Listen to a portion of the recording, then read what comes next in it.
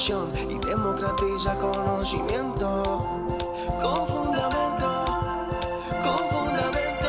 Si quieres descubrir nuevas historias, conéctate con Fundamento. Con Fundamento Podcast. Bienvenidos y bienvenidas a Con Fundamento. Hoy estamos en esta hermosa ciudad de Mocoa, en el Putumayo, querido por todos los colombianos, en esta tierra de la Amazonía, esta tierra siempre exuberante, siempre exótica, esta tierra que tiene unas personas que son de verdad de una calidez humana que es increíble. Y hoy nos acompaña una de ellas, Laura Montoya. Laura es comunicadora, es lideresa social, es ambientalista, es sobreviviente del conflicto armado y de la tragedia de Mocoa. Ustedes recordarán esa tragedia que en el 2017 pues cegó la vida de tantas personas, pero sobre todo es una sembradora de esperanza, ese presente futuro del cual yo siempre hablo, la esperanza. Durante más de 20 años ha tejido causas, ha acompañado procesos comunitarios, ha visibilizado lo que muchos han preferido callar y fundó la Escuela de Paz Accionautas, que impulsó la búsqueda de niños desaparecidos durante esa tragedia, y esa acción la convirtió en una experiencia bastante colectiva.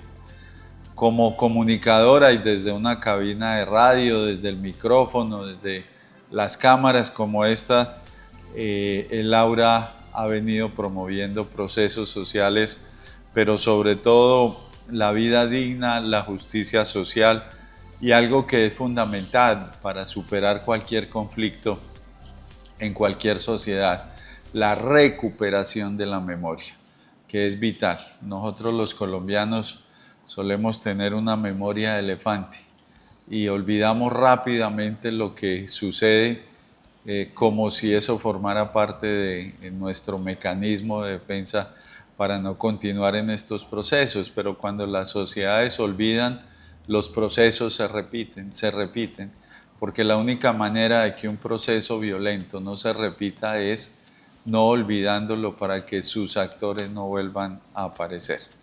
Laura, entonces muchas gracias por estar acá con nosotros y bueno, yo lo decía, tú has hecho de la palabra, de la conversa, una herramienta de transformación social. ¿Qué fue lo que te llevó a pensar o qué te motivó para decir, yo no me puedo estar callada, debo denunciar? Bueno, primero muchísimas gracias por la invitación, me siento muy honrada de estar aquí en este espacio maravilloso, en tu podcast que lo has convertido en un espacio de visibilización de los territorios y de esa Colombia profunda y de esas historias que merecen ser contadas. Bueno, ¿qué me motivó? Yo creo que esto es de esencia, creo que desde mi experiencia, desde niña, cuando fui personerita, todo mi primaria, todo el colegio, cuando logré crear el primer mural en mi colegio, denunciamos como las irregularidades de ciertos maestros que desde su puesto de poder querían pues como obnubilar el verdadero proceso de la educación.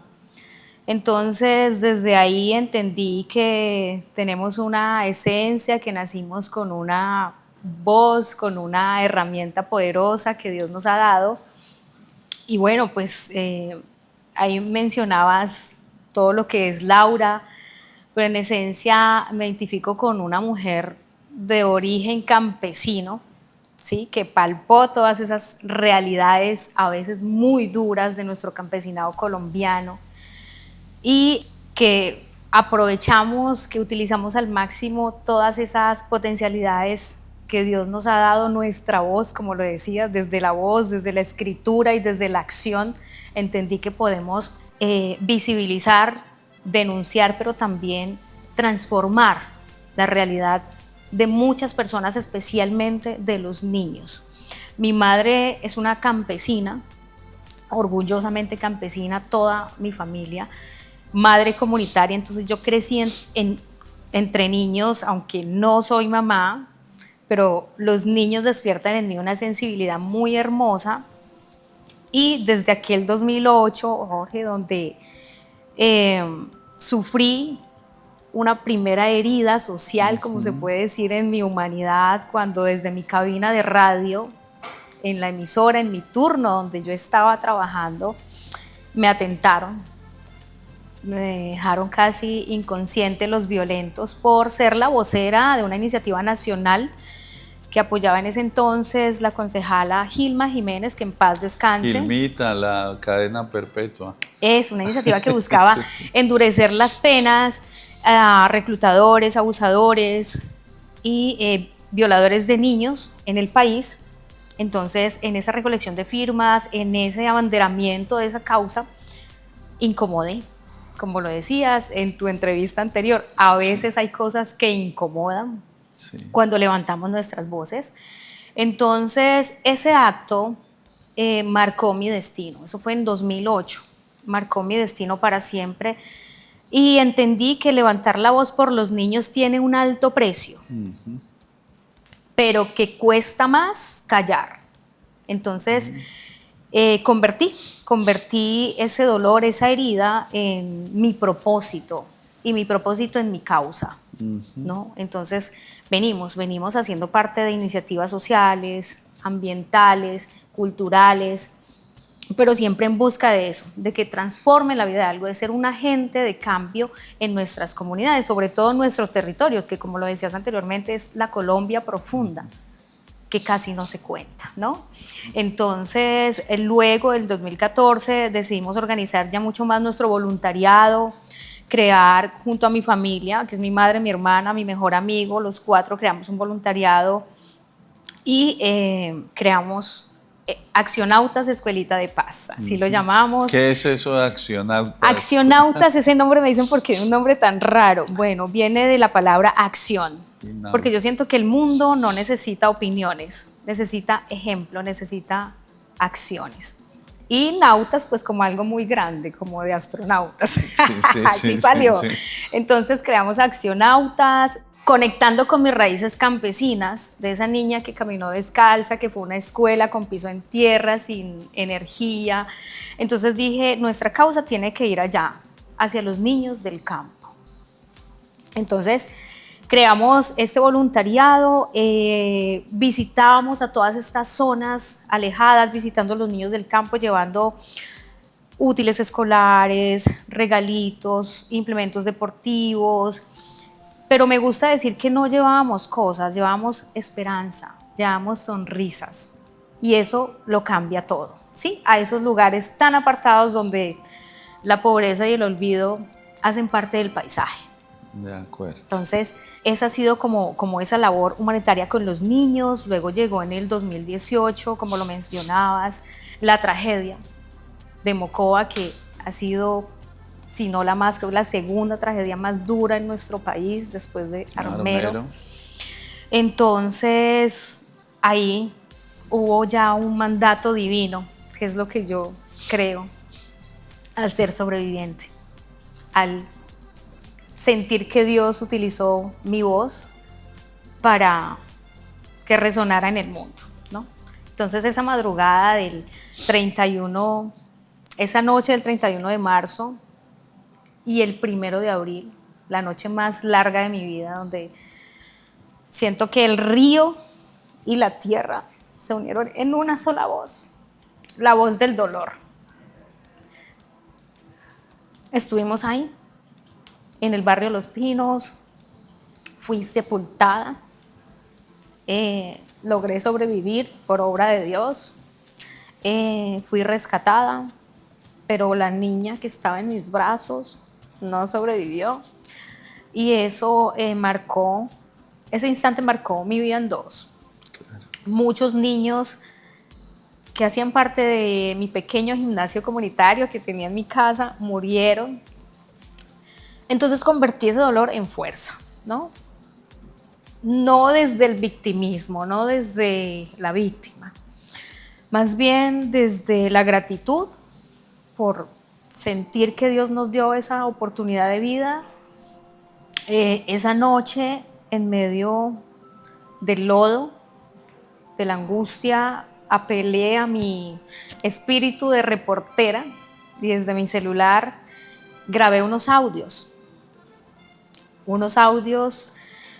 que se viralizaron en tiempo real, unos audios que recorrieron el mundo, que anunciaban lo que estaba pasando en tiempo real. ¿Sí? Entonces eran unos audios pidiendo ayuda a las autoridades competentes, a los cuerpos de socorro y alertando a la gente, porque yo vivía en la parte alta, ¿sí? En la parte alta. Entonces tenía la esperanza de que la gente que estuviese en la parte baja pues escuchara y saliera, huyeran, ¿no? Entonces así sucedió. El regalo más lindo de mi vida es escuchar esos testimonios donde la gente dice, es que escuchamos un audio y corrimos, es que escuchamos un audio de Laura y logramos correr. Entonces, esos audios recorrieron el mundo, los utilizaron en las plazas, en los parques, en los buses, en altos parlantes, para pedir donaciones, para pedir ayudas por Mocoa, porque el país y el mundo se desbordó. Si yo tengo que decir algo lindo hoy, que se quede en este podcast, es gracias. Gracias Colombia, gracias al mundo, porque nos sentimos abrazados por toda esa solidaridad inmensa. Todos esos audios abrieron los noticieros el día siguiente, medios internacionales, y esa voz se convirtió como en ese altavoz del dolor, pero también en ese llamado a la esperanza, ¿sí? Y llegaron cientos de toneladas de ayudas humanitarias a Mocoa. Esos audios aparecieron en los videos de James Rodríguez, como a través de su donación, de su fundación trajeron donaciones, en los videos de Andrés Cepeda también, llamando a la solidaridad. Entonces, así entendí por qué Dios me había dejado viva, ¿sí? Porque usó mi voz como una herramienta, ¿sí? También toda esa labor, porque decidimos ayudar. No quedarnos en el dolor, no quedarnos en el ¿por qué a nosotros? ¿Por qué una tragedia que, si bien la naturaleza es implacable, Jorge, no debió acabar con una sola vida? Porque las autoridades debieron. Entonces, lo que decidimos fue trabajar, convertir todo eso en trabajo, en servicio. ¿Y tú crees que ahí hubo alguna responsabilidad de las autoridades o fue un hecho de la naturaleza que era imprevisible? Porque sí, la naturaleza sustancialmente no es que nos castigue, es que nosotros la hemos castigado a ella. Totalmente. Y entonces es una reacción lógica, absolutamente natural, Sí, que ella reaccione determinada. Pero ahí en ese episodio hubo descuido de las autoridades. ¿Qué crees tú que se hubiera podido hacer para salvar muchas vidas? ¿Qué no se hizo? Pues mira, totalmente de acuerdo. La naturaleza es implacable y reclama lo que es suyo. Ese era un sector donde 60 años atrás había pasado una tragedia.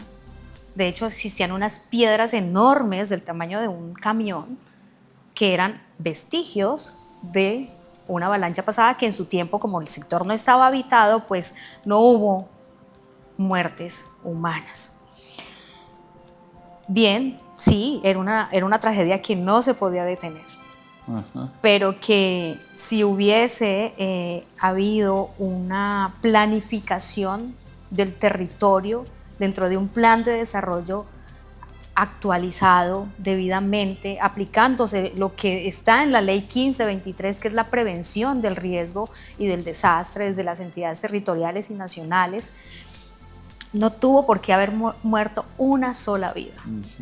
Porque desde las alertas tempranas, desde un sistema de prevención, siento que nosotros sufrimos las consecuencias de un Estado un poco irresponsablemente hablando, que se ha acostumbrado a ser reactivo, más no preventivo. Entonces reaccionamos, pero no prevenimos. ¿Y tú crees que de esa época acá se han hecho o se han construido acciones para evitar otra tragedia como esa? o ya las autoridades olvidaron y todo sigue igual? Mira, me pareció muy interesante lo que decías del olvido en un principio, que a veces los colombianos tenemos esa memoria de elefante, y es cierto. Siento que sí, las autoridades han avanzado, sería muy desconsiderado de nuestra parte no reconocer lo que los 3 gobiernos que han pasado desde la tragedia, porque ya son 3 gobiernos, han logrado hacer, pero siento que no ha sido suficiente. Las obras de mitigación tienen que ser muchísimo más robustas y tener un seguimiento importante, porque estamos hablando de la vida. Sí, estamos hablando de la vida de seres humanos, estamos hablando de que casi 400 personas murieron, niños inocentes, personas que murieron de una manera muy violenta, porque te digo, Jorge, dentro de nuestra labor humanitaria en la tragedia fue enfrentarlo con mucho valor, mucha valentía, y desde recoger cuerpos con nuestras manos, porque el Estado colombiano y la ley a veces son muy frías, entonces dicen son 8 días de búsqueda y listo, el que no sobrevivió en 8 días, chao. Lo que nosotros hicimos fue organizarnos con un voluntariado que lo llamamos Comité de Búsqueda Incansable, porque muchos de nuestros vecinos, la familia de mi pareja en ese momento, habían muchos muertos, muchos desaparecidos, pero los cuerpos no aparecían. Entonces empezamos a buscar nuestra familia, después de haber encontrado ya los cuerpos de nuestros allegados. Personalmente no perdí familia, pero familiares de mi pareja pues eran como mi familia. Entonces dijimos, ¿por qué no buscar a los demás? Entonces empezamos por todas las escombreras, por las riberas de los ríos hasta el río Caquetá, encontramos un cuerpo, porque los cuerpos desembocaban en el río Mocoa. Claro. Entonces fue una tarea bastante ardua, buscar cuerpos, luchar a veces con el Estado no estaba preparado para una tragedia como estas. Entonces era desde el desorden de medicina legal, confundiendo los cuerpos, era la angustia de las personas buscando a sus familias. Entonces decidimos hacer esa tarea de búsqueda y luego llegó la tarea de buscar ya a otros desaparecidos, pero eran niños. Entonces después de todo, ya después de un mes era muy difícil avanzar con la búsqueda de los cuerpos. Entonces empezamos a enterarnos de una realidad que hoy por hoy es una de las realidades más tristes de la tragedia. Si tú me preguntas cómo va el proceso de reconstrucción, yo te diría sí, las casas, las vías, las obras. Al final del día esto es cemento. Claro. Es algo material. Pero desde el tejido humano, que es la parte que represento dentro de la mesa de reconstrucción de Mocoa, se habla del ser, ¿sí? Se habla de lo que habla nuestro presidente, el ser, no tanto el tener, el ser.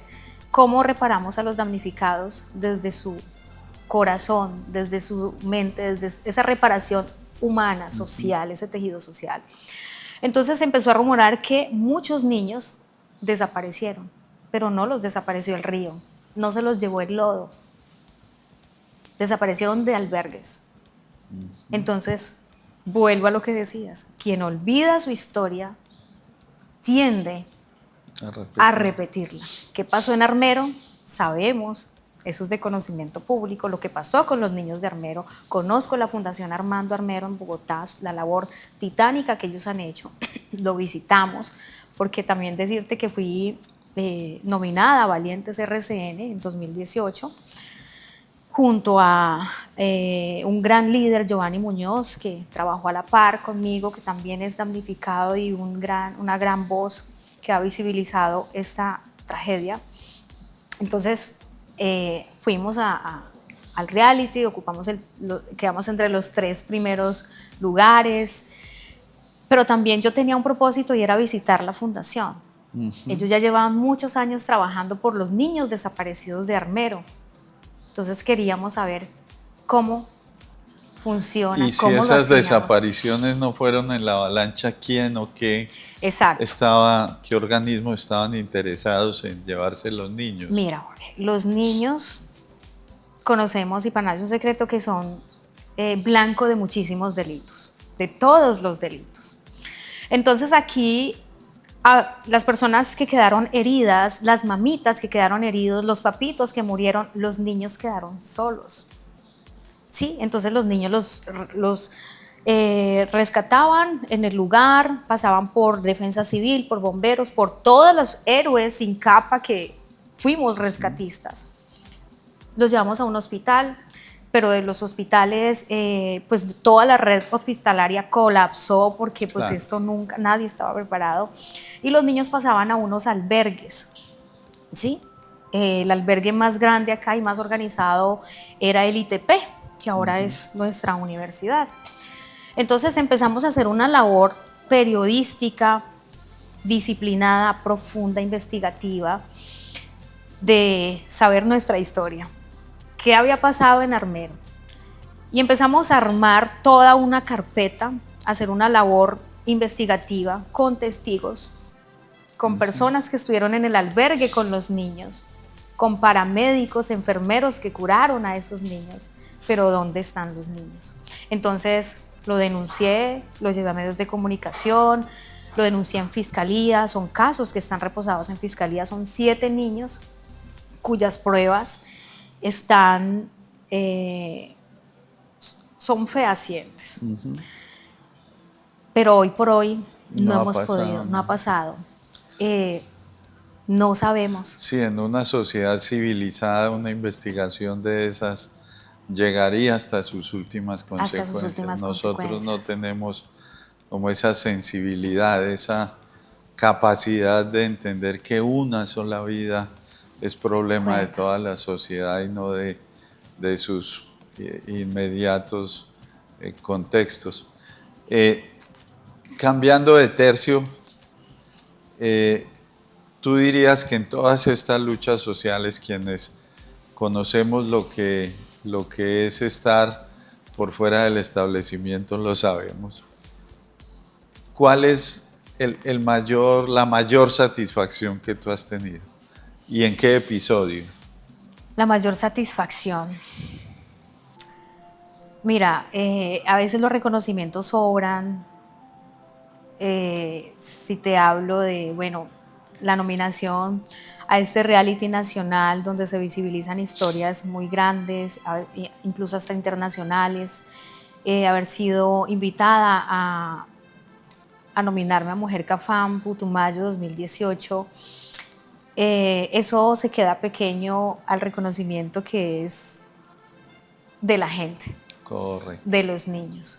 En esta labor de los niños desaparecidos, mi reconocimiento más grande es esas sonrisas de las mamás que buscan a sus niños pero se sienten acompañadas, saber que no están solas, llegar a esas veredas tan lejanas donde a veces en las campañas navideñas hay niños que no sabían ni qué era un Papá Noel, que por primera vez se enteraban que existía un Papá Noel, niños que nunca en su vida han visto un bombillo alumbrar porque viven demasiadamente apartados y no tienen electrificación. Esas sonrisas son la mayor satisfacción de ver a los niños. Mira, algo muy lindo que quiero contarte es que dentro de toda la labor post tragedia, aprovechando nuestra participación en Valientes RCN, dijimos, ¿qué hacemos cuando el dolor y la angustia se apoderó de nuestras calles? ¿Qué hacemos por los niños? Entonces dijimos, vamos a regalarles una bicicleta. Estas bicicletas, más que un regalo, era un símbolo de libertad, un símbolo de movimiento, de saber que la vida continúa y que ellos podían pedalearla, ¿sí? Decirles, mira, quedaste de pronto sin tu mamita, sin tu papito, sin tu familia, desapareció tu barrio, pero ante ese dolor la vida sigue y tú la vas a pedalear. Entonces aprovechamos la gran vitrina de un canal nacional como RCN y solicitamos a la organización, a organizaciones, empresarios, fundaciones, personas anónimas y reunimos más de 550 bicicletas. Entonces era ver, o sea, aún recuerdo la imagen de los niños recibiendo su bicicleta, Claro, su casco nuevo. impresionante. Algunos llegaban descalzos, con su mirada perdida, todavía con mucho dolor, pero verlos como se subían en su bicicleta, corrían, sonreían, eso. ¿Y tu mayor frustración? La injusticia, la injusticia. Lo aterrizo al caso de los niños, mira, es fuerte decirlo, pero tenemos una justicia de categorías, o sea, tenemos una justicia de primera, de segunda, de tercera, de cuarta y de las que quieras. Entonces yo digo, si nuestros niños, esos niños que desaparecieron, cuyos casos están muy evidenciados, donde tenemos testigos de peso, donde aparecen en listados de instituciones que los cuidaron, que nunca nos responden qué hicieron con nuestros niños. Si estos niños fuesen, no sé, de familias con peso económico, con peso político, con representación en la sociedad, yo creo que ya hubiesen aparecido. Pero son niños de, no sé, de un territorio de allá de Putumayo, de Mocoa, de un lugar que ya no está ni en el mapa porque se lo llevó el río. Claro. Entonces esa es de mis mayores frustraciones. Bueno, ya como para terminar, pues, conversar contigo es muy chévere. ¿Cómo has visto tú este gobierno del cambio? ¿Crees que mereció la pena, que debemos continuar en estos procesos? ¿Cómo ves esta administración? Mira, Tú Jorge, que eres periodista, tú que comunicas, siempre he creído que un sector del periodismo colombiano ha sido injusto con este gobierno, un gobierno que ha acabado con gran parte de la pobreza, que ha disminuido el desempleo, que bajó el precio del dólar, que bajó la inflación, que no era ese castrochavismo del que se había hablado. Me parece que los medios han sido injustos porque pues no han comunicado como debían haberlo hecho. Tú como periodista, como comunicadora, ¿cómo ves el gobierno? pues mira, agradezco esa pregunta. Más que como comunicadora te lo voy a decir como un habitante de esta Colombia profunda, de este territorio. Como una persona que ha vivido esos embates, muchos embates en nuestra vida. O sea, te hablo desde atentados, amenazas, tragedias, víctima del conflicto. Te hablo desde ahí. No te estoy hablando desde el privilegio. Estoy profundamente convencida y creo profundamente en los cambios que se están viendo en mi país, ¿sí? Porque por primera vez se está hablando desde el corazón de los territorios. Por primera vez sentimos, ¿sí?, desde las regiones que tenemos una voz que nos representa.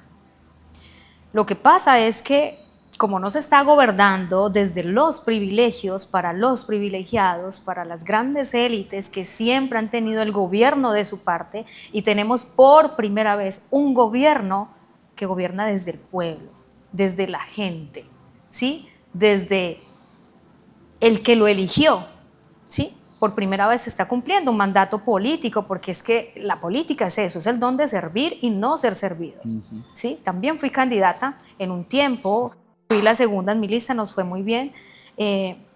También intenté esa oportunidad de estar del otro lado, porque acá tenemos voz, pero quizá no tenemos voto allá de cambiar decisiones.